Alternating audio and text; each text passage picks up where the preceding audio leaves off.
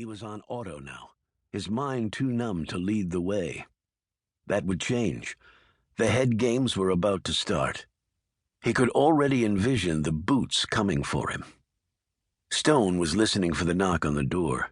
It came as he was dressing. "Hey, man, you ready?" called the voice.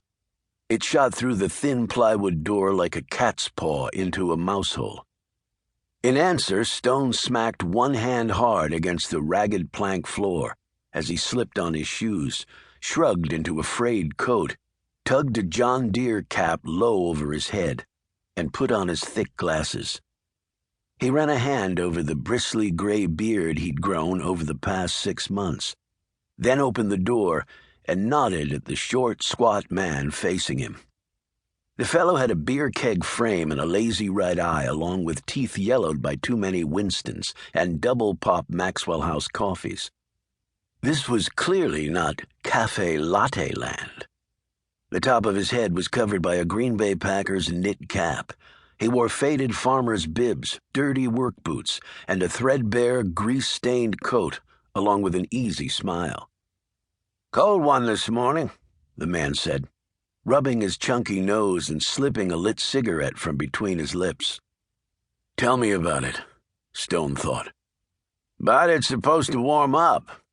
He drank from an official NASCAR tankard of Java, letting some dribble down his chin when he pulled it back. Stone nodded as his bearded face drooped and his normally attentive eyes grew vacant behind the smudged lenses. As he walked behind the other man, Stone's left leg bent outward with a chicken wing limp that stooped him into being several inches shorter. They were loading an old banged-up, ball-tired Ford F-150 with firewood when the police car and black sedans slid into the driveway, propelling pebbly gravel in all directions like fired BBs. The trim-muscled men who climbed out of the rides wore blue slickers with FBI stenciled on the back in gold lettering, and pistols with 14-round clips in their belt holsters. 3 of them walked up to Stone and his buddy, while a chubby uniformed sheriff with polished black boots and a Stetson hustled to catch up. "What's the deal, Virgil?" Green Bay asked the uniform. "Some son of a bitch break out of prison again? I'm telling you, you boys ought to start shooting to kill again and screw the piss-and liberals." Virgil shook his head, worry lines rising on his forehead. "No prison. Man's dead, Leroy." "What man?" One of the FBI slickers snapped, "Let me see some ID." Another said, "Where were you and your friend an hour ago?"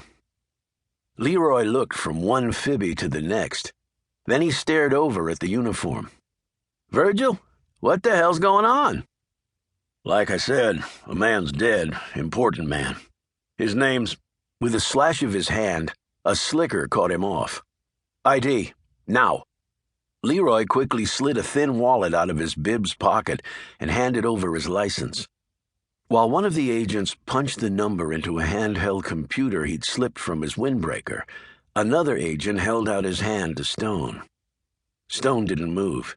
He just stared back with a vacuous expression, his lips gumming and his bum leg doing an exaggerated deep knee bend. He looked confused, which was all part of the act. "He ain't got no license," Leroy said. "He ain't got nothing of nothing. Hell, can't even talk. Just grunts." The FBI agents closed around Stone. "He work for you?"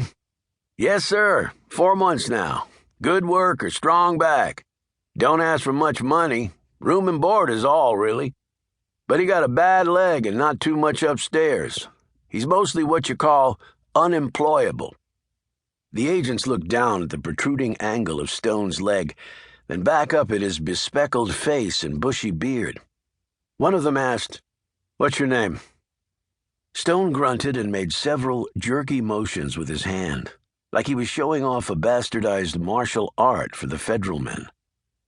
"Sign language, least I think it is, or some such," Leroy volunteered wearily.